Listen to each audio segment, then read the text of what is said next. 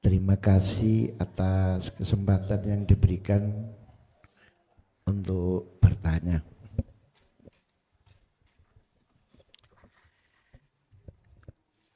Saya dari luar Jawa, Pak Yai. Dari Pulau Masalimbu. Itu pulau mana, Pak? Pulau Masalimbu. Kalimantan apa? Sumatera? Pulau termasuk Jawa Timur paling utara. Di Bawean. wilayah Madura. Oh, wilayah Madura. Tapi penduduknya banyak suku Bugis. Berarti Sumenep Masih nyabrang laut. Hmm. Termasuk segitiga Bermuda Asia. Pulau apa tadi? Pulau Masalimbu. Masalimbu. Iya, pulau paling angker di Asia. Oh, Banyak gitu kapal ya. tenggelam di sana ya. Maksudnya angker? Segitiga Bermuda. Oh, gitu. Sering terjadi Asia. Kapal tenggelam. kapal tenggelam, ombaknya besar. Iya. Mancing di sana nggak ada orang mancing, Pak? Musiman. Jadi untuk bulan 1 sampai bulan 3 itu prai total. Tidak ada kegiatan melaut karena gelombangnya sangat besar. Oh, gitu ya. Inji. Jadi mulai melaut bulan 5 itu masih coba-coba. Bulan 7, 8, 9, 10 sampai 12 awal itu ikan musim banjir. Bahasa daerahnya sana bahasa apa, Pak? Ada beberapa bahasa. Bahasa Bugis di sana dibagi menjadi 2. Iya. Ada 3, ada suku Makassar, suku Bugis sendiri, dan suku Mandar. Oh, gitu ya. Iya. Masalahnya baru kali ini saya dengar mulai sejak kecil ada ada pulau itu lagi niki loh. Iya. Nggih. Terus di samping itu ada suku Madura yang terbanyak. Dulunya pendatang Madura. Pulau itu dikuasai orang Bugis. Oh, gitu. Ya, sama orang Makassar. Oke, yang perlu ditanyakan Bapak? Dalam perjalanan saya itu berjalan mencari guru yang ingin menjelaskan tentang ini sudah mulai umur 12 tahun. 12 tahun. Ya. Oke. Ketika saya membaca, karena saya di sekolah kan di umum. Iya. Dari kecil SD, SMP, STM, kuliah pun di kuliah di umum.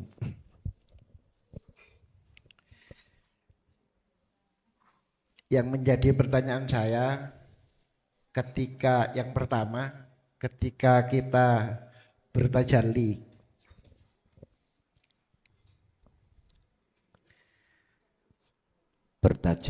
ya.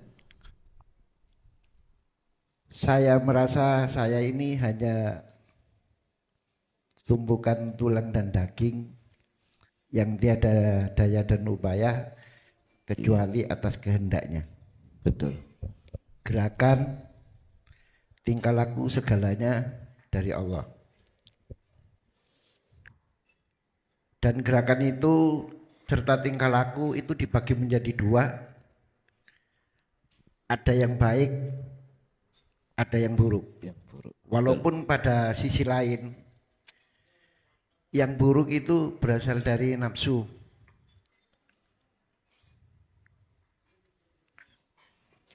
Jadi segala sesuatu yang menyangkut masalah perut, menurut saya itu nafsu yang mengendalikan. Betul. Termasuk orang-orang yang menukar iman itu karena perut. Dari agama Islam pindah ke agama yang lain, menurut pendapat saya juga karena perut. Betul. Kembali lagi kepada masalah tajalli, ketika kita menghadap kepada Allah, yang pertama saya ingin dan selalu ingin itu berada di jalan yang baik. Tapi apa daya, kita hanya seorang hamba yang hanya menjadi permainan Sang Pencipta.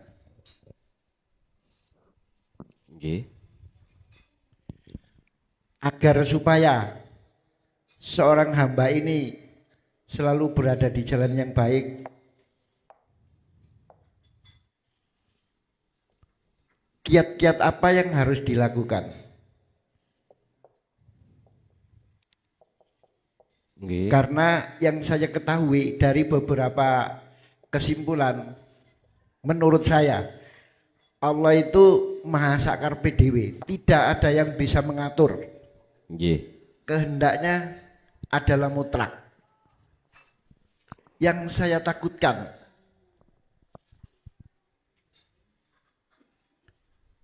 bila saya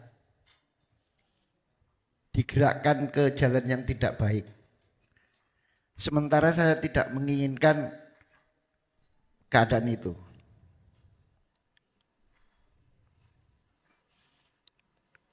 apa yang harus saya lakukan? Yang pertama. Nggih. Terus yang kedua, ketika kita berkelana dalam proses penyatuan, diri kita lebur ke dalam nur, cahaya. Ketika menghadap kepada Sang Pencipta, kita bersatu kepada Nur Muhammad atau kita menghadap sendiri. Terus bagaimana seharusnya kita menghadap sesuai dengan kehendak Sang Pencipta? Terima kasih. Ijih, matur suwun, terima kasih atas dua pertanyaan dari Bapak tadi dari Pulau apa tadi? Masalimbo. Itu termasuk Jawa Timur, Pak ya? Jawa Timur. Oke. Kiat-kiat apa yang harus kita lakukan saat Allah menghadapkan kita di perkara yang buruk? Pun Bapak Ibu, bersumber dari kitab Hikam, kita ngambil ijma' qiyas dulu. Ada 4 waktu yang Allah hadapkan terhadap diri manusia. Yang 4 waktu itu sebagai makhluk dengan tujuan Allah menguji lewat 4 makhluk tadi. Waktu tadi disebut makhluk. Dan 4 waktu ini yang berkuasa mutlak hanyalah Allah. Apa 4 waktu? Taat, maksiat, bala, nikmat. Atau 4 ini saya ringkes menjadi 2, perkara yang baik dan perkara yang buruk.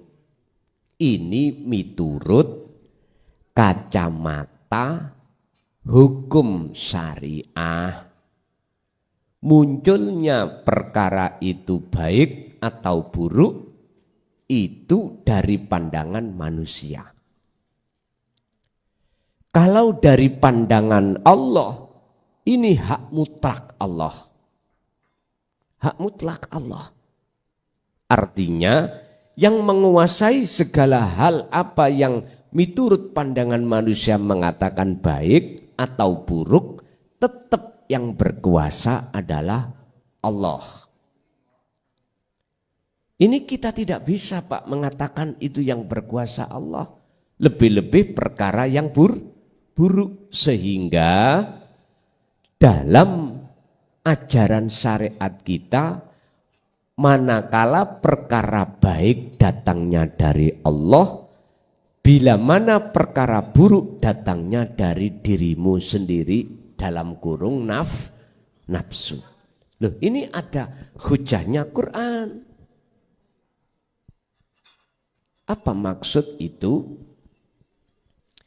Karena semua manusia supaya secara jasmani jangan melakukan perkara buruk. Seperti datangi maksiat, datangi balak. Supaya manusia tidak mengalami hal itu. Secara jasmani. Dikatakan maksiat secara jasmani, kita melakukan. Jasmani gitu Pak, melakukan. Karena dorongan, bisikan nafsu, iku enak, iku enak, iku enak. Iku kekal, iku nyoto. Yang merasakan jasmani. Beda kalau kita bicara rohani. Satu contoh. Di depan saya itu ada makanan yang diharamkan Allah. Apakah makanan itu berbentuk curian atau makanan berbentuk yang memang asli diharamkan Allah di dalam agama Islam secara syar'i, seperti makan hewan, anjing, kucing, babi, lah ngoten ya. Yang merasakan jasmani apa rohani, Pak? Jasmani. Karena hati kedorong oleh nafsu. Enak iku. Jadi dikatakan iki maksiat atau buruk karena berlaku di dalam jasmani. Nyun sewu, kita berangkat ke lokalisasi, bukan istri kita. Nafsu ngomong, enak itu. Kita lakukan. Yang menikmati jasmani apa rohani? Jasmani. Karena rohani kita kedorong oleh nafsu dalam diri kita, akhirnya rohani kita memerintahkan jasmani untuk melakukan. Tapi rohani bukan makanannya rohani itu. Makanan rohani itu, Pak, mohon maaf, mestinya adalah takwa, ilmu, amal, istiqomah. Sehingga hati sampai terasa nyaman, ruhaniyat terasa dapat rahmat di situ karena takwa ini. Sehingga kami simpulkan perkara buruk dan baik ini miturut pandangan syar'i secara jasmani. Lah bagaimana dari pandangan hakiki ruhaniyah? Mana yang dikatakan buruk dan baik? Hanya satu. Jikalau hati kita lalai terhadap Allah, ini perkara buruk. Jikalau hati kita teringat selalu Allah, ini perkara baik. Makanya dalam surah Al-Kahfi ayat 110 Allah katakan, kiat-kiat untuk bertemu aku, kata Allah. Wa man kana yarju liqa'a rabbih. Pertama, falyamal amalan sholihan. Perilaku ruhaniyah harus selalu baik. Saya tidak bicara perilaku jasmani ruhaniyah. Sebab yang bertemu kembali pada Allah ruhaniyah. Apa perilaku ruhaniyah yang baik di situ?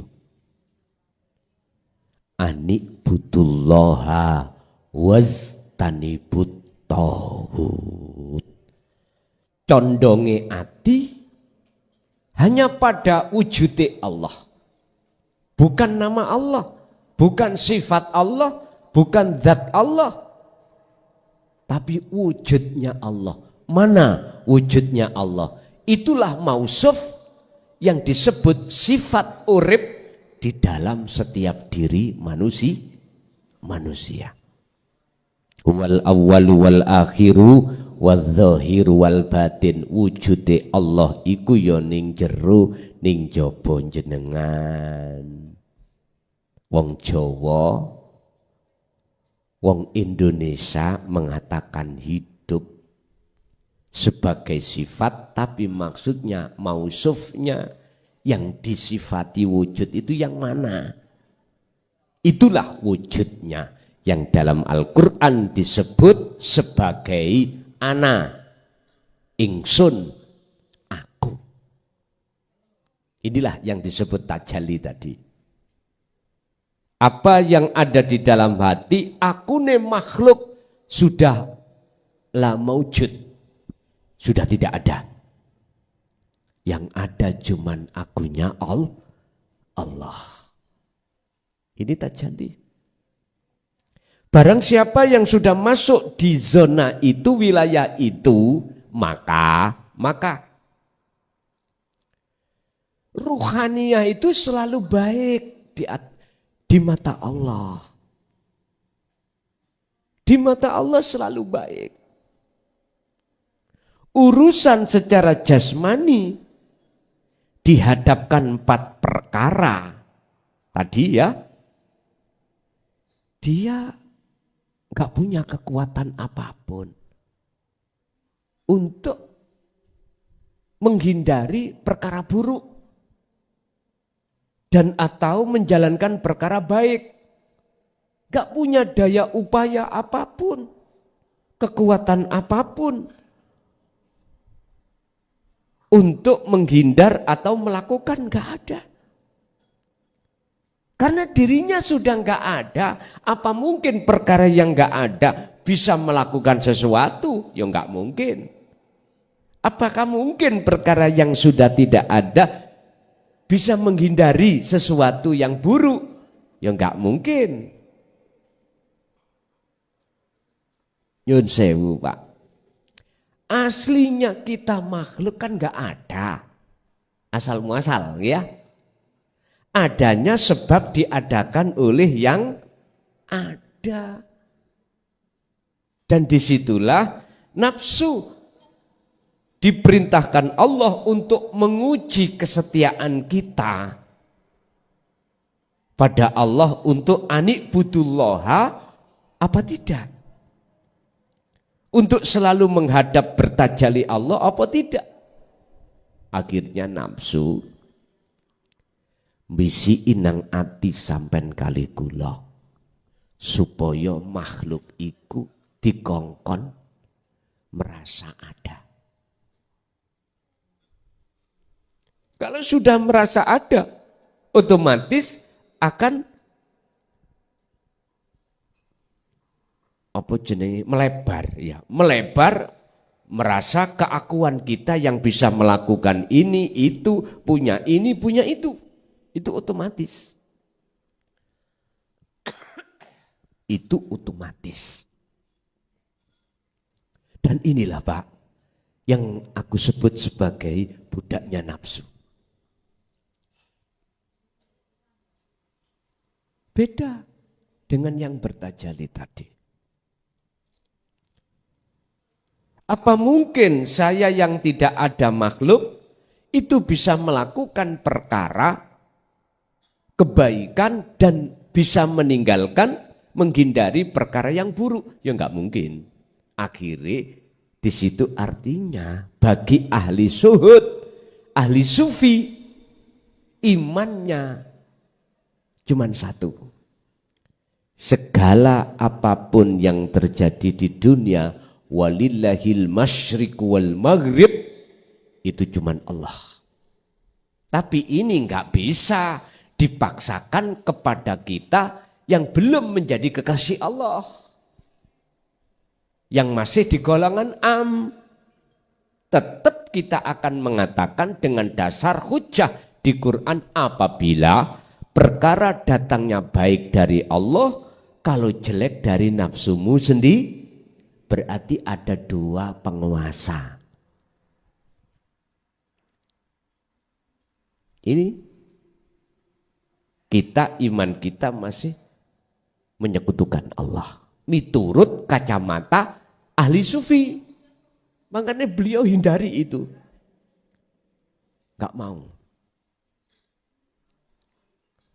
Jane sudah benar Pak, miturut kelasnya masing-masing. Karena kita masih diproses, benar. Kalau baik itu datangnya dari Allah, kalau jelek, buruk datangnya dari nafsu kita sendiri. Dengan harapan supaya jasmani ini enggak melakukan keburukan. Kebanyakan itu kita mikir masalah jasmani, tapi tidak mau mengenal ruhani. Ini persoalannya. Sehingga sampai kapanpun kita masih menduakan Allah dalam berkuasa, yaitu nafsu atau diri kita.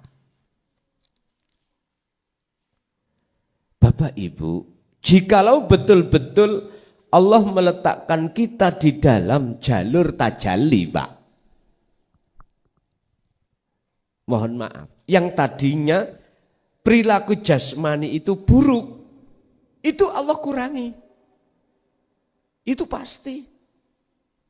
Karena isi atau roh ini dalam kondisi Allah mensucikan, jasmani nanti sebagai wadah dari isi Allah sucikan. Artinya kita pasti akan dihindarkan dari perilaku dohiriyah yang kebuku, buruk.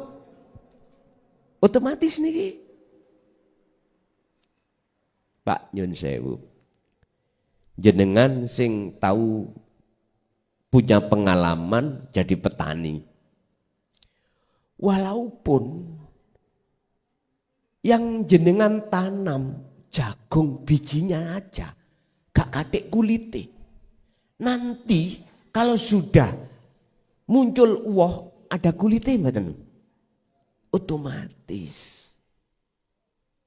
Padahal ketika saat kita menanam tidak sekalian kulit, cuman isi. Sama dengan kacang, isi.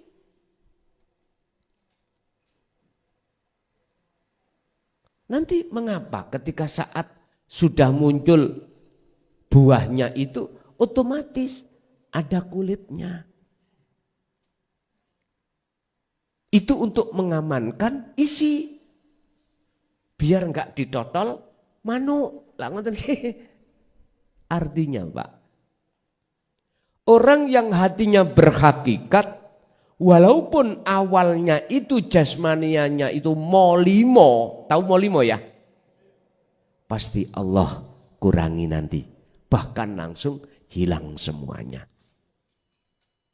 Itu cara Allah, Sehingga isi ini fitrah, otomatis jasmani sebagai wadah, ini difitrahkan Allah juga. Makanya ada pandangan manusia hablum minan nas, ada pandangan hablum minallah, indan nas indallah. Nah ini, apa kiat-kiat ketika saat kita dihadapkan perkara maksiat bagi ahli hati yang sudah condong pada Allah? Tadi sudah dikatakan anik butullaha, pertama kita harus memandang Allahnya. Berarti tajali. Lepas keakuan diri, keakuan makhluk. Wastanibut togut. Yang kedua, yang pertama kita mencondongkan pada Allah. Wastanibut togut, melepaskan keakuan makhluk yang wujud. Pertanyaannya, apakah buruk secara dohir itu masih diterjadikan Allah? Itu bukan urusan kita. Tapi yakinlah jenengan bahwasanya ketika Allah memproses ruhaniyah untuk menjadi ruhaniyah yang fitrah, jasmaniyah mesti difitrahkan oleh Allah. Sebagai prosesnya seperti itu. Kiat-kiat kita hanya satu, Pak. Faqadis tamsaka bil urwatil wuthqa lam fisomalaha. Untuk bisa menghadap selalu pada Allah dan menghindari hati dari perkara sakliyane Allah iman ini, maka dzikir iku tali Allah janganlah dilepas. Zikron kathiron, terus disuruh melatih terus dzikir itu. Jikalau kita dzikirnya dzikir sirul asr yang ada 3 pintu yang saya tulis. Pertama adalah su'aul basyirah, hati merasa meyakini segala hal apapun itu sumbernya dari Allah. Makhluk itu sifatnya la haula wala quwata. Manakala su'aul basyirah ini terus sampai praktekkan, terus sampai asah. Laksana jenengan mengasah pedang, maka semakin tajam.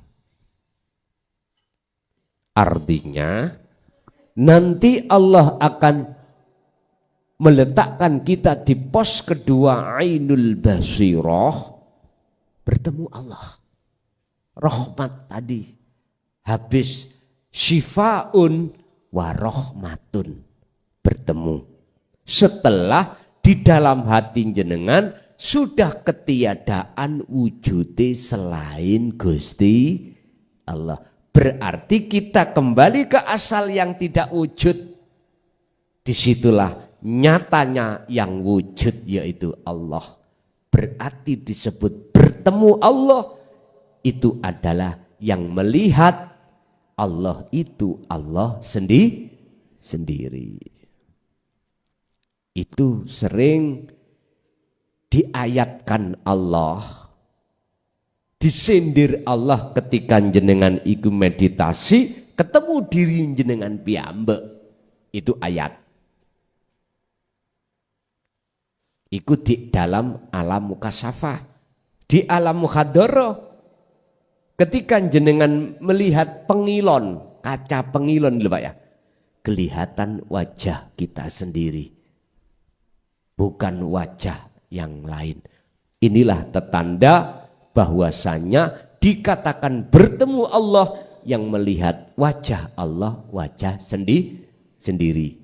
Kalau di Al-Quran disanepakno Gusti Allah dalam surat Al-An'am ayat 79. Ini proses Kanjeng Nabi Ibrahim.